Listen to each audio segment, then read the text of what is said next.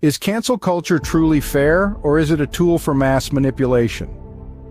Welcome to the wild world of cancel culture, a landscape where brands, celebrities, and influencers can be canceled at the drop of a tweet. It's become a part of our daily discourse, a trending hashtag, a digital version of public shaming. Now let's talk about the influencers, the same individuals who use their wide-reaching platforms to boycott people and ideas they disagree with. Interesting, isn't it? When the tables turn and they find themselves on the receiving end of the cancel culture they so enthusiastically endorse, they cry foul. The irony is thicker than the fog on a San Francisco morning. They say power is a double-edged sword. Well, cancel culture is no different. It's a beast that bites both ways. Today's cancelers can easily become tomorrow's canceled. As they say, what goes around comes around, right? Ever noticed how influencers are all for cancel culture until they're the ones on the chopping block? Isn't it funny how that works? How quickly the tables can turn? Let's dive into that a bit. Influencers, celebrities, social media moguls, they've all used their platforms to boycott people, ideas, and organizations that don't align with their beliefs. They rally their followers, calling for mass boycotts, and guess what? It works. But what happens when the shoe is on the other foot? What happens when these influencers become the boycotted?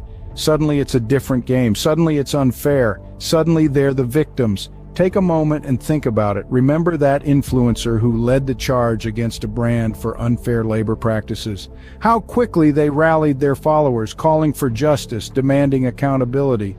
Now remember when that same influencer was boycotted for making inappropriate comments? How quickly they cried foul, labeled it as cyberbullying, and played the victim card. Or that celebrity who demanded a politician be canceled for their controversial views. They used their star power, their influence to sway public opinion. But when they were boycotted for their own controversial views, they called it an attack on freedom of speech.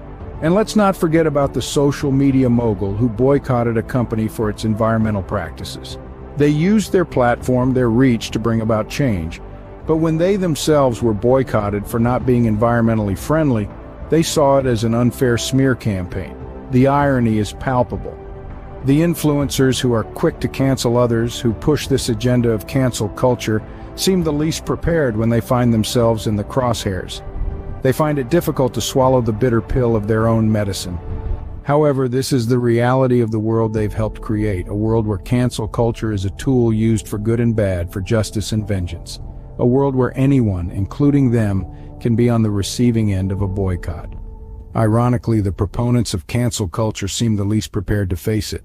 So who has the right to boycott, and is it truly a fair practice? Let's break it down. Every individual, every group, every collective has the right to boycott. It's a democratic expression of dissatisfaction, a way to voice your values and principles. If a brand, an influencer, or a celebrity disrespects your political, moral, or religious beliefs, why should you continue supporting them? Why should your hard-earned money go into the pockets of those who disregard your values? But here's the clincher. It's not just about influencers or celebrities. This right extends to politicians who deceive, businesses with shoddy practices, or anyone who crosses the line of respect. Remember, your power lies in your choices, your wallet, your attention, your support.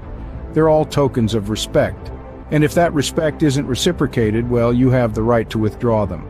Respect, it seems, is the currency in this game of cancel culture. But remember, the wheel of cancel culture spins both ways. Just as the seasons change, so too does the cycle of cancel culture. One day you're on top, wielding the power to cancel, and the next you're on the receiving end, feeling the sting of societal rejection.